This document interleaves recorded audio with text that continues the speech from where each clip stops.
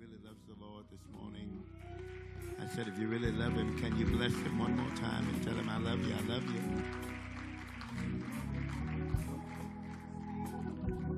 From the book of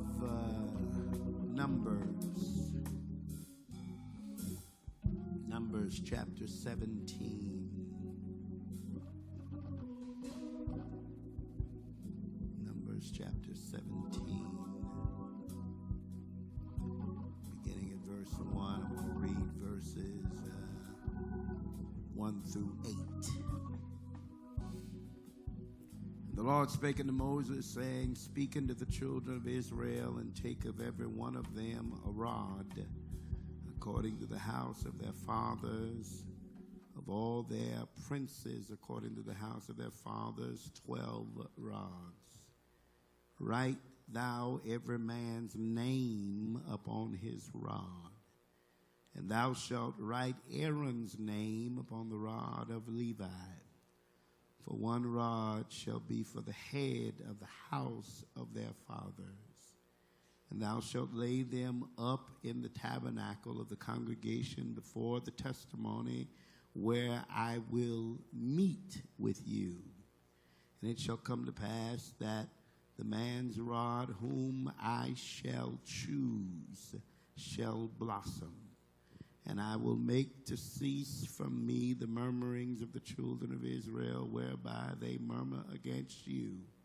And Moses spake unto the children of Israel, and every one of the princes gave him a rod apiece, for each prince one, according to their fathers' houses, even 12 rods. And the rod of Aaron was among their rods. And Moses laid up the rods before the Lord in the tabernacle of witness. And it came to pass, verse 8, that on the morrow Moses went into the tabernacle of witness, and behold, the rod of Aaron for the house of Levi was budded, and brought forth buds, and bloomed blossoms, and yielded almonds. You may be seated in the presence of the Lord. I came to talk to somebody this morning who is tired of a season that will not let you go. I came to talk to somebody who knows that where you are right now is not the season that God has for you. He has prophesied over your life blessings. He has spoken over your life a future hope. He has spoken over your life prosperity. He has spoken over your life deliverance. He has spoken over your life so many prophetic promises, and yet where you are does not look like the word that God spoke to you. I came to talk to somebody who is really honestly in between two seasons. You're in a season where you know things should be better, but they don't yet look like what you know God put in your spirit. He told you this was going to be your year. He told you this was going to be your season. And it seems as if as soon as you got the word, all hell broke loose. You came into this season with great expectation, and yet it seems like your experience has not matched your expectation. Am I talking to anybody? And so even though you are yet praising God and yet blessing God and yet giving God glory, the truth is you are praising him in the midst of frustration. You are praising him, wondering how on earth can I be in this place knowing that now I'm trying my best to live for God. I could understand if all hell had broken loose before I let Johnny go. I could understand if all hell had broken loose while I was still drinking and smoking. Y'all ain't gonna talk to me. I could understand if all hell had broken loose while I was still lying and cheating and stealing. I could understand if all hell had broken loose when I was in my old life. But now that I have totally and completely given my life to God, I'm saying I'm not perfect, but at least I'm trying. And now that I'm trying, it looks as if I can't get out of an old season. Who am I talking to in here? The enemy uses your past against you to try to explain why God has not changed your present. I think I better say that again. I said the enemy uses your past against you in order to try to explain why God has not changed your present. And so here you are, shouting, dancing, speaking in tongues, paying tithe, loving God, giving God your all, but it looks like nothing is changing. Y'all ain't got to talk to me. I know I got the right word. Look at somebody and say, God told me that he's about to change my season. Book of Numbers is a book that is written in between bondage and promise. It's a book that is written in between Egypt and Canaan. It's a book that is written in between coming out and coming in. And the truth is, for many of us, even though we know we have come out, the frustration is that it seems like it's taking me longer to get in than it did for me to get out. Y'all ain't gonna talk to me. This book of Numbers, this book that is written by Moses, chronicles and catalogs the times when they numbered the children of Israel. In fact, the literal Hebrew title of this book means in the wilderness. And I came to tell somebody that you can be called of God, you can be chosen of God, you can be anointed of God, you can have a prophetic word over your life and still be in the wilderness. My challenge, child of God, is how is it that I've got so much potential and at the same time so many problems? My challenge, my problem is that I'm trying to understand how God could bring me out with a promise. And the very fact that I have a promise over my life is now the thing that causes me to experience late nights awake. I am tormented by my promise. Y'all ain't gonna talk to me. If he had not given me the promise, then it would not have heightened my level of expectation. I was fine without the promise.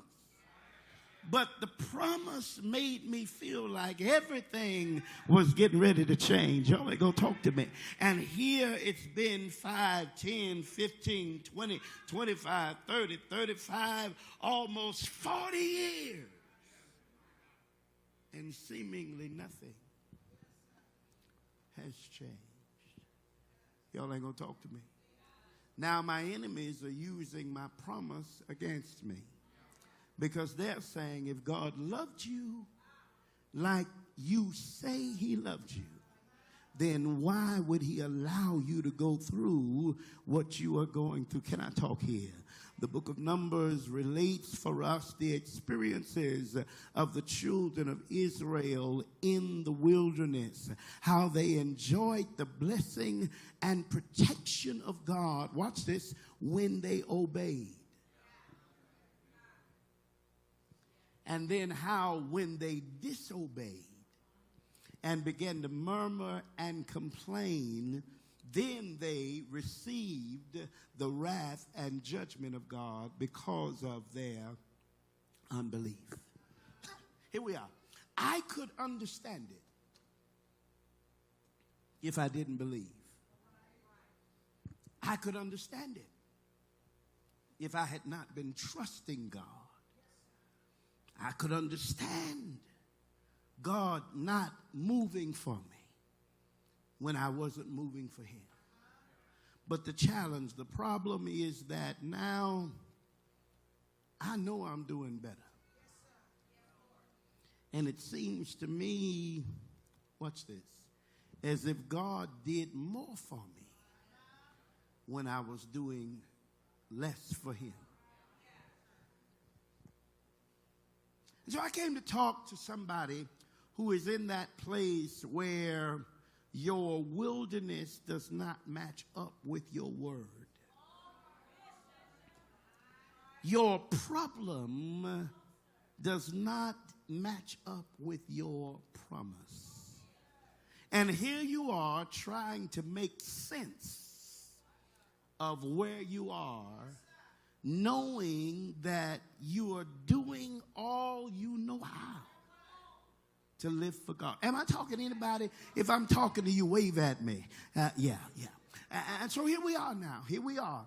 And this is the word that God gave me. He said, tell that person, tell those people that I'm about to make your old season let you go. Tell them that I'm about to bring you that I'm about to bring you into a place where there will be no question at all, but that I did it by my own hand. It will not look like coincidence. It will not look like happenstance. In fact, God says that's why I allowed the odds to get so high stacked against you. Because if I had moved earlier, y'all ain't gonna talk to me. If I had moved earlier, somebody would have thought you did it. If I had moved earlier, somebody would have thought your family did it. You accomplished what you accomplished because of your education, because of your skills, because of your ability. So God says, I had to bring you to a place where it looked like nothing was working. So that nobody could take the credit for what I'm about to do. I had to let you get so far in the wilderness where you knew you couldn't get back to Egypt. Because when things get hard in the wilderness, what happens is you have a tendency to return to the familiar. When things get hard in the wilderness, you start doing what you know works. And so God says, I had to bring you to a place where you were so far out that you couldn't get back. And I came to talk to a few people this morning who will testify that going back's not an option. Backsliding is not an option. Giving up on God is not an option. Walking away from my faith is not an option. Giving up on my promise is not an option. It may not look good, but I ain't going back. I may not understand everything that's happening. I may not like the way it feels. Things may not be working the way I wanted them to go, but I refuse to go back. Touch 2 or 3 people, tell them I ain't going back. I've come come too far to go back.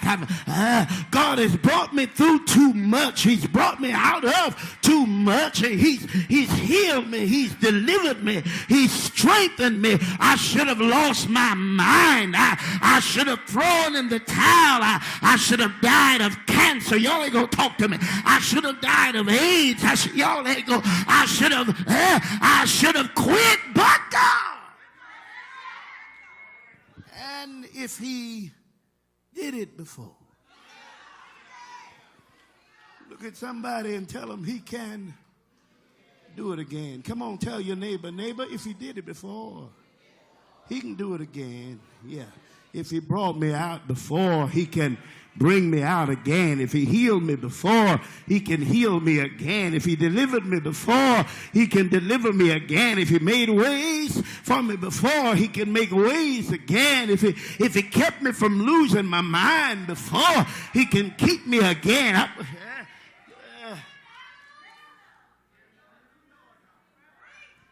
It's in this place,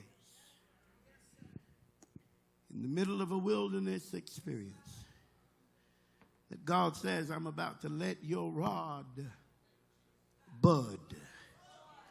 I'm about to let it blossom. And I'm about to let it bring forth almonds. We were in Milwaukee a few days ago, and when we landed there, it was April, but it was 18 degrees. It was April, but there was snow on the ground. It was April. Everything in me, Pastor Bell says, I'm supposed to be in spring. Hashanda. And yet here I am in what feels like winter. Y'all ain't gonna talk to me. We looked at the snow on the ground. Can I teach? We looked at the snow on the trees, and through the snow, I could see little green buds peeking through the snow. Y'all ain't gonna talk to me. I came to tell somebody that no matter what season you're in, God's about to let something peek through. God's about to, I said he's about to prove to you that he's still on your side. So yeah, I looked through the snow and saw the little green buds on the trees, and the buds on the trees reminded me that even though the enemy is trying to keep your season from changing, God is in control of the season, and he's about to give you a preview of your next season, even though it looks like your last season don't want to let you go. So let me just give you something to remember this message by.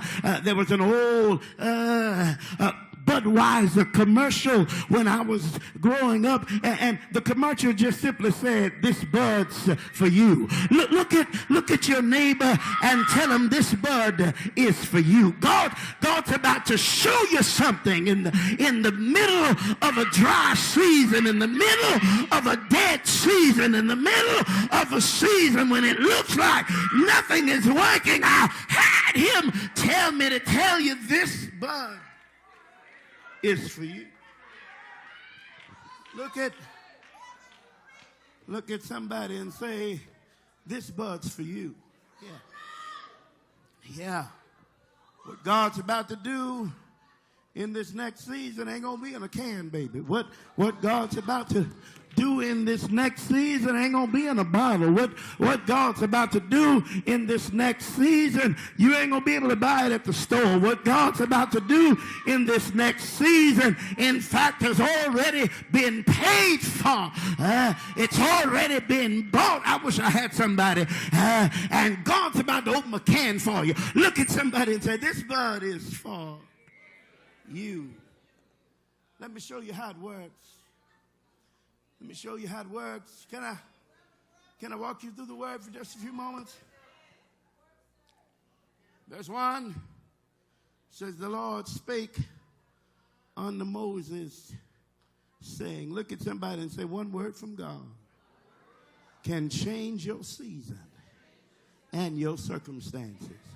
I dare you to tell somebody, one word from God can change your season and your circumstance. The problem is everybody else is talking in my ear, and I can't always hear what God is saying. I've got folk prognosticating. I've got folk, y'all ain't gonna talk to me. I've got folk in my ear, but I need you to hush, because I'm trying to hear God. I know you mean well, but you can't change my season. I know you mean well, but you can't change. I need to hear from God.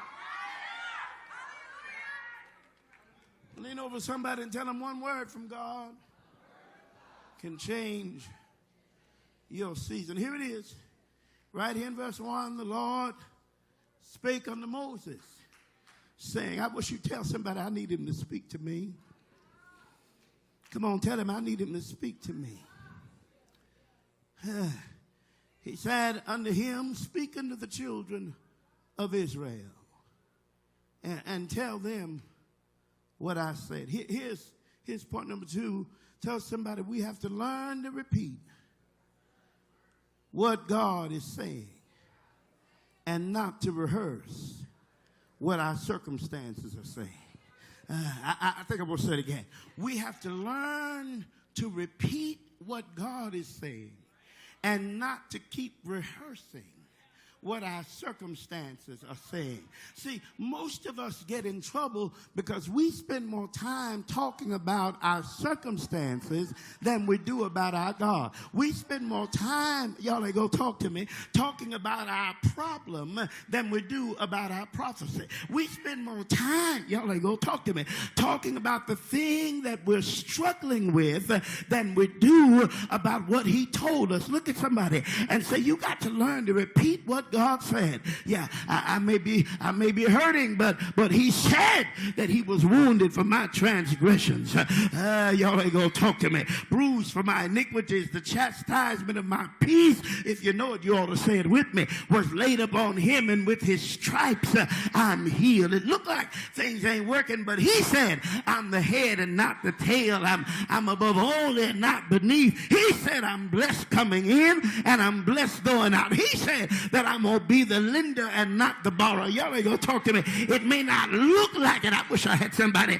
But he said greater is, if you know it, you ought to talk to me. He said greater is he that is in me than he that is in the world. I got stuff going on around me, but he said that he's not giving me the spirit of fear, but of love and of power and of a sound mind. He said.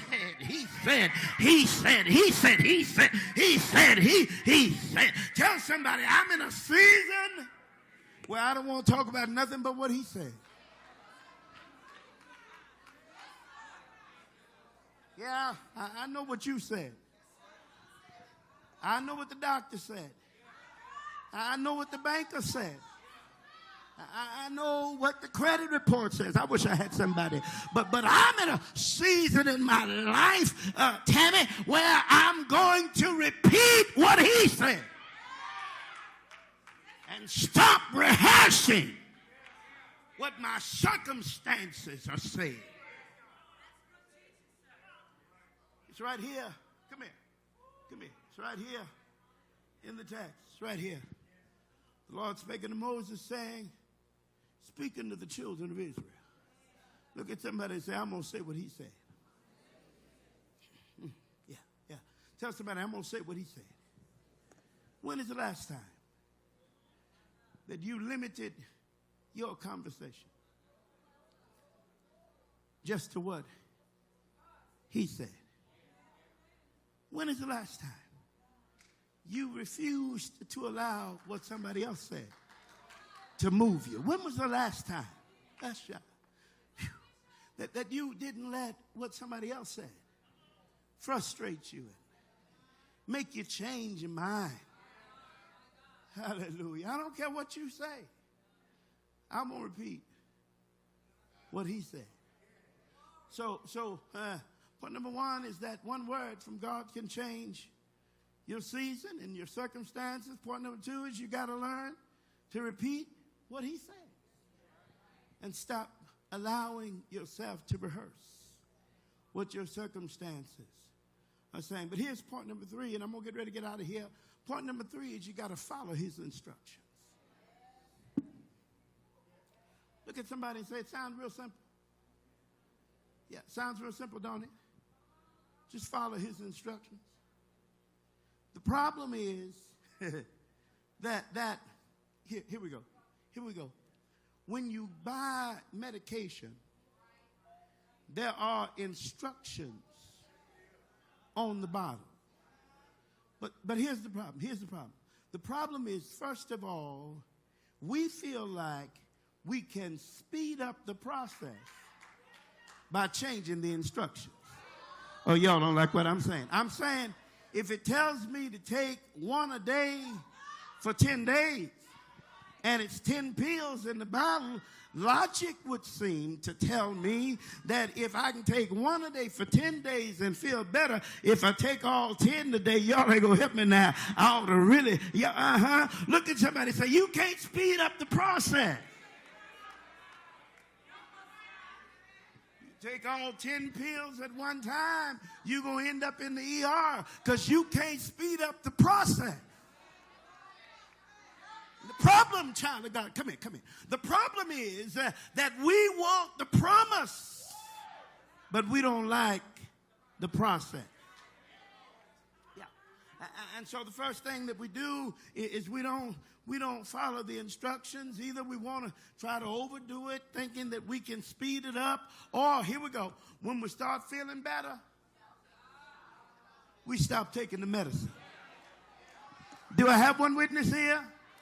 I said when we start feeling better, we stop taking the medicine. Now the medicine said take one a day for 10 days. Y'all ain't gonna help me now. Lean over and tell somebody, just because the symptom is gone does not mean the issue is gone. And sometimes God has to give you instructions, not just to deal with your symptom, but to deal with the issue. Just because you're feeling better don't mean it's gone. I wish I had somebody. Just because you haven't fornicated in the last 3 months don't mean it's gone. Y'all don't like my teaching in here? Just because you haven't lied since last week don't mean it's gone. Just because you didn't cuss nobody out last month don't mean it's gone. You got to keep taking the medication. You got to keep reading the word of God. You got to keep praying. You got to keep fasting. I wish I had somebody. You got to keep your hips at church, because just because the issue has subsided does not mean the problem is gone. Look at somebody and tell them you got to follow the instructions. Now, here we go. His instructions will always involve the use of authority over adverse situations. Did you hear what I said? I said his instructions will always involve the use of your authority over adverse situations. In other words, God ain't going to come down and fight for you until you first learn how to hold your peace. Y'all don't like my teaching. He's not going to move on your behalf until you begin to follow the instructions that God has given. And his instructions will always involve the use of your authority. Look at somebody and say, I got authority over this. Yeah. Child of God, can I tell you, you've got authority over sickness in your body. You've got authority over demonic attack against your life. You've got authority over what the enemy tries to do to you. But you got to take your own rod. Here it is. It's right here in the text. Watch this. Watch this. Look at somebody and say, God will never give you instructions without authority to back it up. Here we go. Speaking to the children of Israel, and take of every one of them a rod, because the rod represents your authority. The rod represents your ability to rule over adverse situations and circumstances, whether they're on your job, whether they're in your house. Y'all ain't gonna talk to me. When Moses got ready to cross the Red Sea, God didn't ask him, can he swim? He asked, what's in your hand? He wasn't asking about his ability. He was asking about his authority. See, the problem with most of us is when we think we don't need it no more, then we throw it away. The same rod that you used when you were dealing with Pharaoh and his magicians, the same rod that you threw down and it turned to a serpent and it ate up Pharaoh's magician serpents, and then it turned back to a rod when I told you to pick it up. Look at somebody and say, I didn't throw my rod away. See, most of us, when God delivers us through fasting, when God delivers us through prayer, when God gives us a breakthrough through praise and worship, as soon as we think we're out of that situation, we throw the rod away. So God is reminding Moses that every house, every child of God has a rod that's in your house, because the rod symbolizes your authority over everything that's going to try to come in your house. Listen to this. It's right here. Speaking of the children of Israel, and take of every one of them a rod according to the house of their fathers, of all their princes. There it is. When God tells you that you're a prince, he tells you two things. He says, number one, that you're in the line of succession, that you are, that there is a king, there's a ruler on the inside of you. Look at somebody and say, I may not look like it, but there's a ruler on the inside of me. May not have a whole lot of money, but there's a ruler on the inside. I wish I had somebody. You may not have had the money to get your hair fixed this week, but that does not mean that the ability to rule is not on the inside. Shake it and make it line up. Y'all ain't gonna help me. Brush it, comb it, whatever you holler at it, whatever you got to do. Tell somebody there's a ruler on the inside of you. Watch this, watch this, watch this. There's a prince in every house. And I want you to take 12 rods and write every man's name on his rod. Can I teach in here?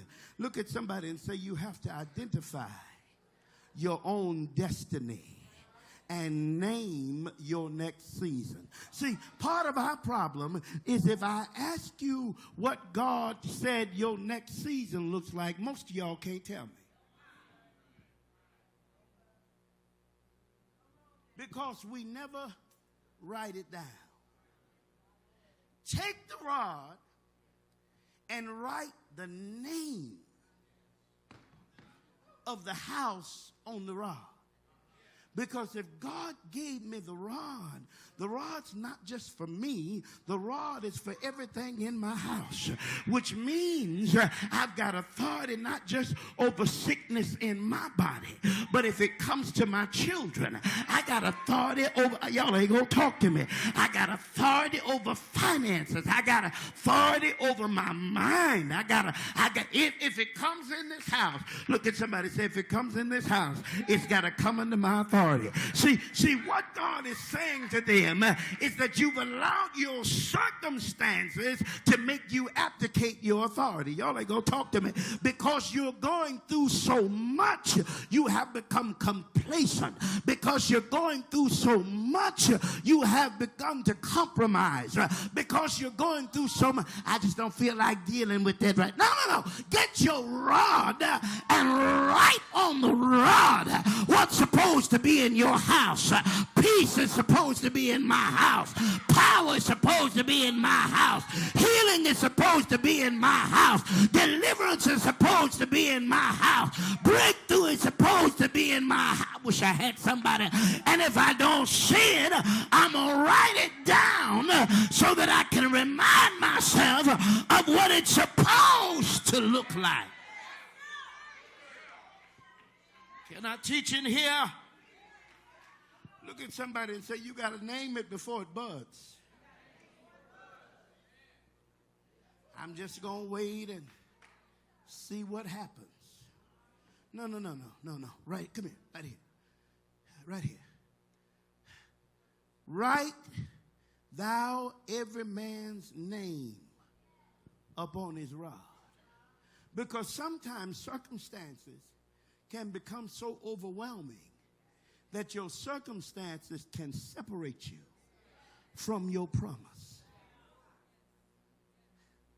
And so, Pastor Steve, what he says is, write down your name on the thing that represents your authority, so that when circumstances separate you from it, no matter how far you get away, you can always go back and pick it up. I wish I had somebody.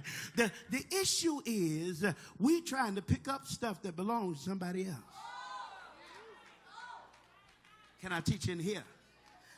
And because you didn't write your name on it, you can't prove it's yours. You're in a public place, you're in a public setting, and you lose something. I wish I had somebody. And they take it to the lost and found, and you go to claim it. The first thing they're going to ask you is, what identifying marks are on it? Can you prove that it's yours? Part of our problem is we stop writing our name on our promise. And now that your promise has gotten separated because of time, because of frustration, because of weariness, when you get ready to go back to claim your promise, you don't know which one's yours because you ain't got your name written on it. Y'all ain't going to talk to me. Look at somebody and say, I'm writing my name on it today. Come on, tell somebody I'm writing my name on it today. I'm going home and I'm writing my name on every healing scripture. Y'all ain't going to talk to me. He was wounded for mine. I'm writing my name. Y'all ain't going to talk to me. Look at somebody and say, write your name on it. Write your name. See, you can't claim it until you first name it. It ain't going to bud until you first write your name on it. Here, it's right there in the text. Write your name. Every man write his name upon his rod. Now here's the other thing. It's the hidden nuance in the text that's not in the text. Look at somebody and say, you can't write your name on somebody else's rod.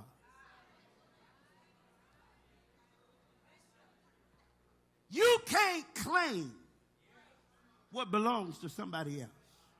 Oh, y'all don't like my teaching? Here we go. Let me wrap this up. Here we go. Hallelujah. And thou shalt write, here we go, verse 3. Thou shalt write Aaron's name upon the rod of Levi. Now this blessed me. You shall write Aaron's name upon the rod of Levi, because Aaron is the priest, right? He's the one who has served beside Moses. He's the one that stood by his side when Moses couldn't talk. Y'all ain't gonna talk to me. Aaron is the one that talked for him. Look at somebody and say, God's about to assign somebody to make up for your deficiency.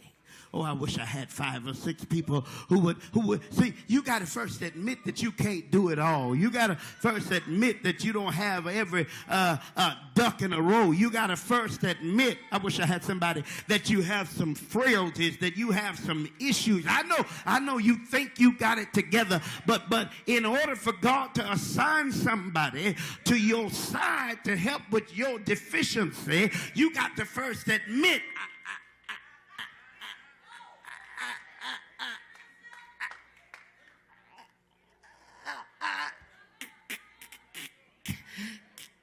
can't talk God will never assign somebody to help you until you admit that you can't do it by yourself. Y'all ain't going to help me.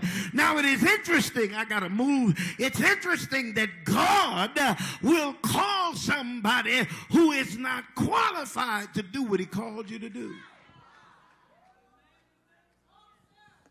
Why would God tell Moses, tell Pharaoh to let my people go, when Moses can't even really talk?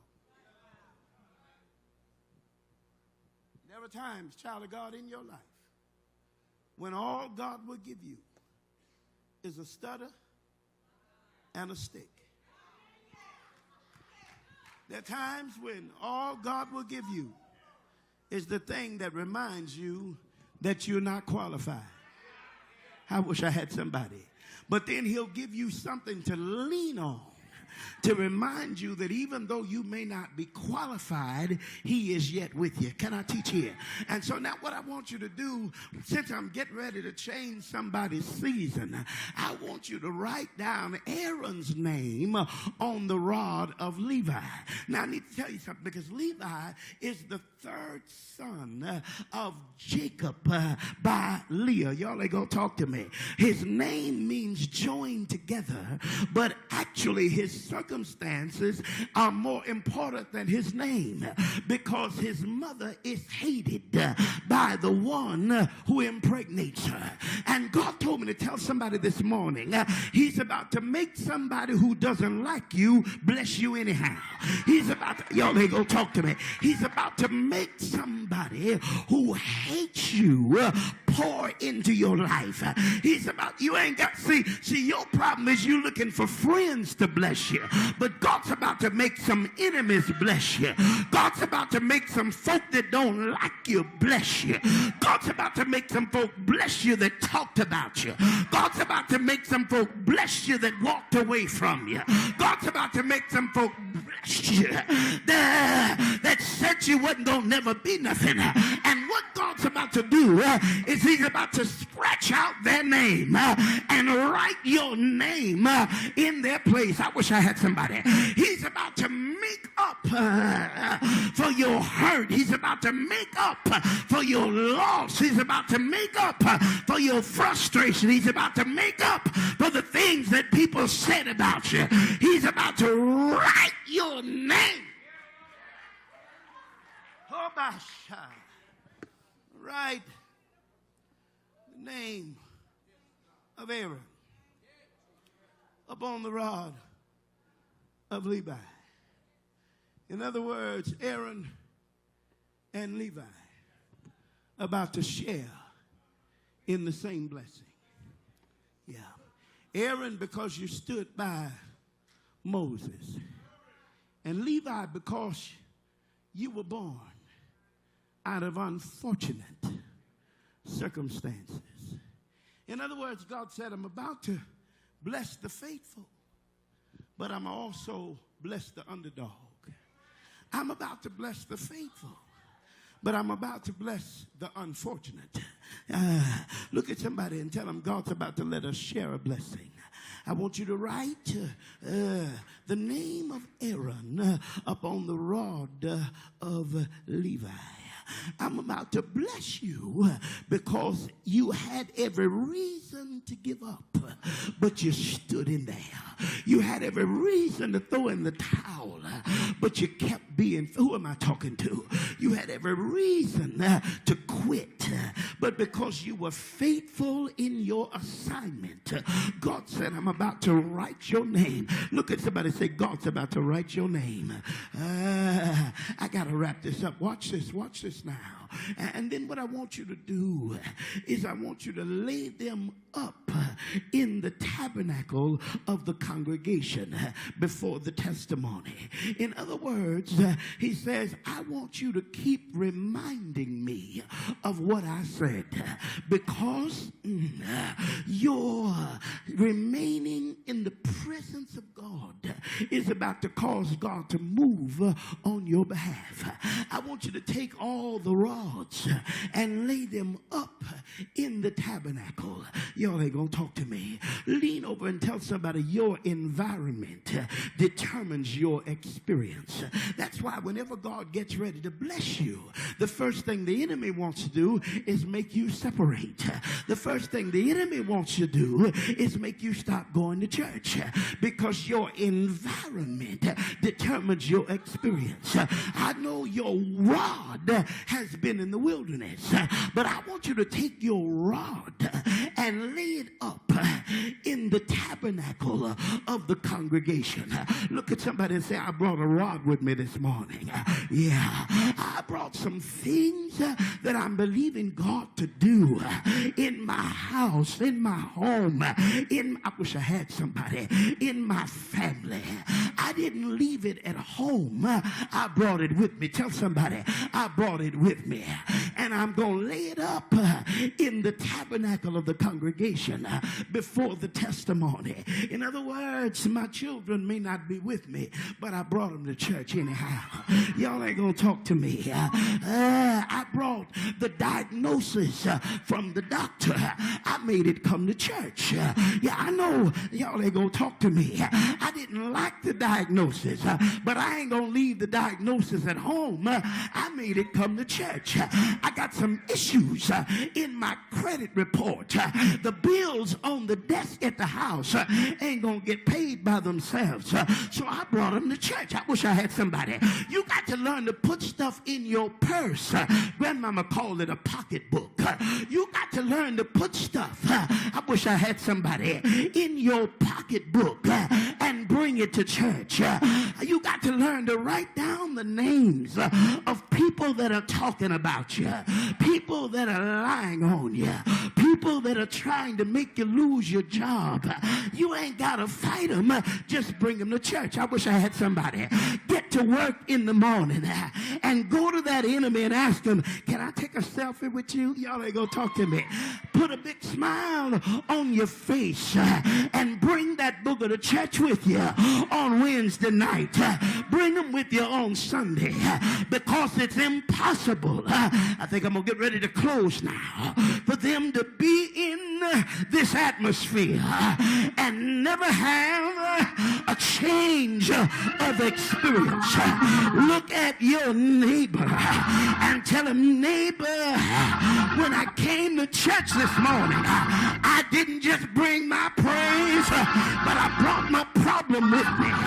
When I came to church this morning, I didn't just bring my shout, I didn't just bring my dance, but I got a rod in my hand.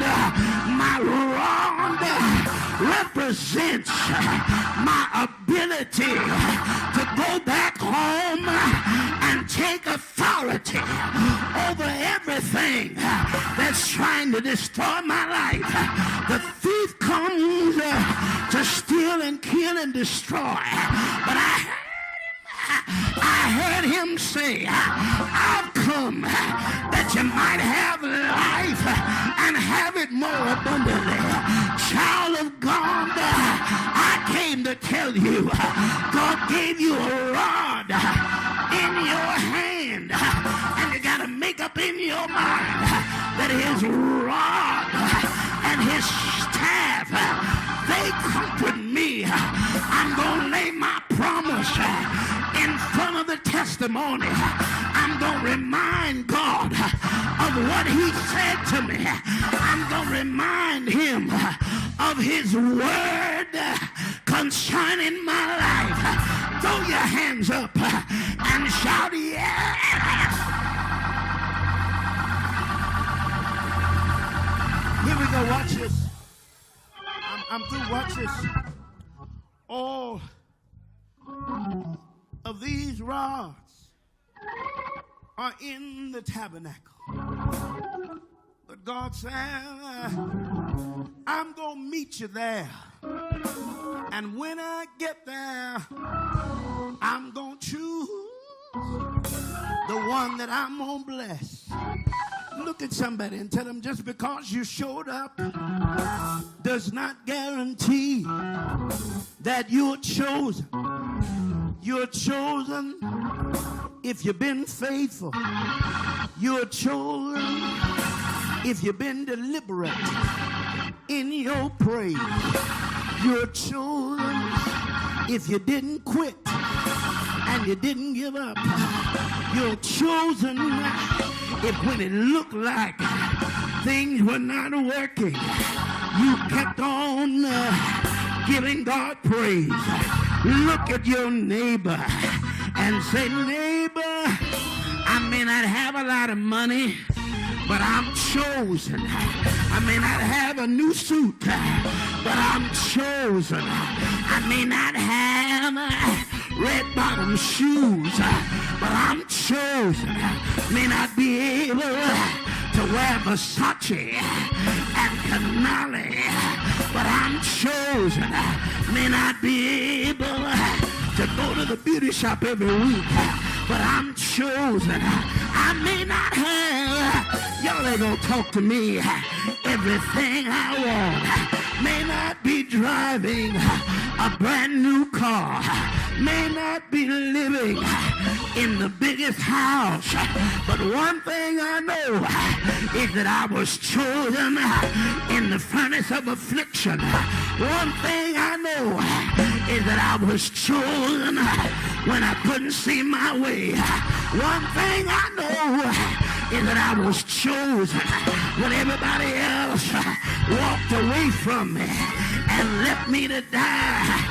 I stayed in the middle of the tabernacle, in the middle of the ark of the testimony, and I kept my promise. I wish I had somebody.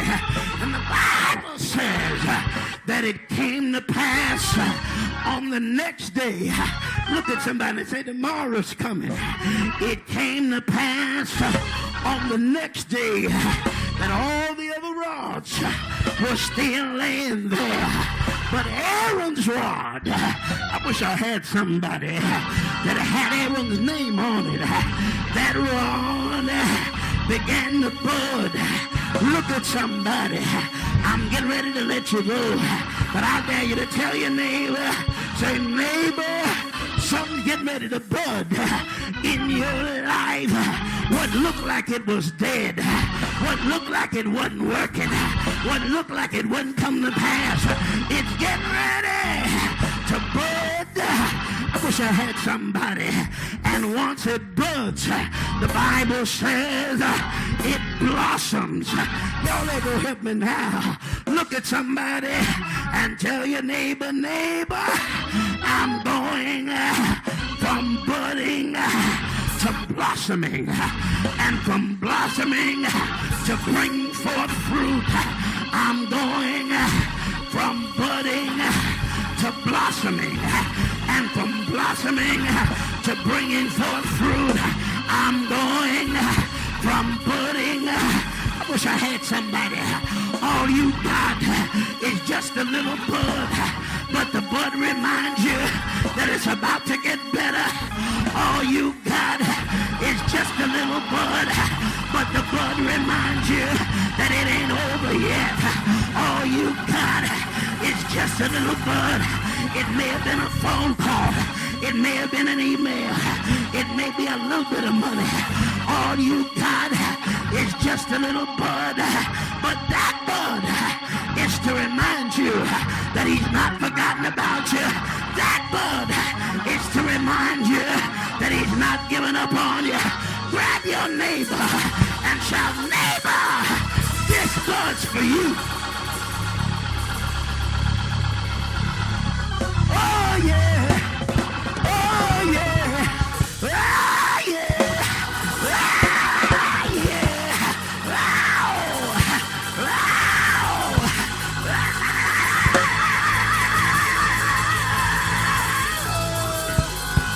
shout yeah.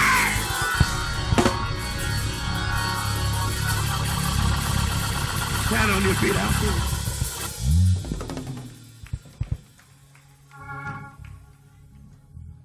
Tell somebody I ain't got to have the whole tree. Tell them the fact that I have a bud means that he hadn't forgot about me. Maybe you haven't won the Grammy yet, but you got a bud. Maybe you haven't gotten married yet. Man, they didn't even have a boyfriend, a girlfriend, but you got a bud. Pastor, but I'm lonely. I'm by myself. So what's my bud? Your bud is that you're married even when you didn't know you were married. He said, I'm married to your backslidings. Y'all ain't gonna talk to me. If you could almost fall and he could love you in your broken, fallen condition, don't you know he can send somebody to love you like he loves you? Lean over to somebody and say, I may not have everything, but at least I got a bud. Look at somebody and say, this bud's for you. Yeah. I don't know if you have ever been beer drinkers or not.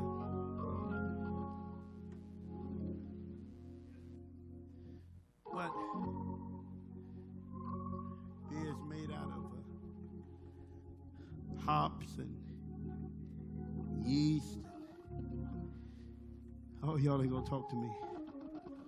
All this stuff that comes together, and over the process of time, it can make something that, if you've ever tasted it, beer is really nasty. It really is. But if you drink enough of it,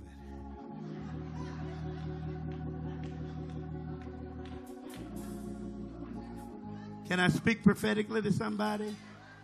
Look at somebody and say, God's about to take something that was nasty and distasteful and make it bless your life. Oh, y'all ain't gonna talk to me. Yeast and hops and sugar, all that stuff that they put in beer. Anybody who's ever I remember the first time I had a beer, I was like, I don't understand it. I don't understand why folk drink this. Because it was nasty. But guess what? I kept on drinking it. Y'all ain't gonna talk to me. Look at somebody and say, I kept on drinking it. And I want to tell you, child of God, there were times when things in your life don't feel good, don't look good, and don't taste good. But if you just let God keep on pouring in your spirit. Look at somebody and say, be not drunk with wine, but be ye filled with the Spirit. Tell somebody, God's about to make your life bud. Tell somebody, this bud's for you. He's about to bring you from budding to blossoming, and from blossoming to bringing forth fruit. Stand on your feet, lift your hands.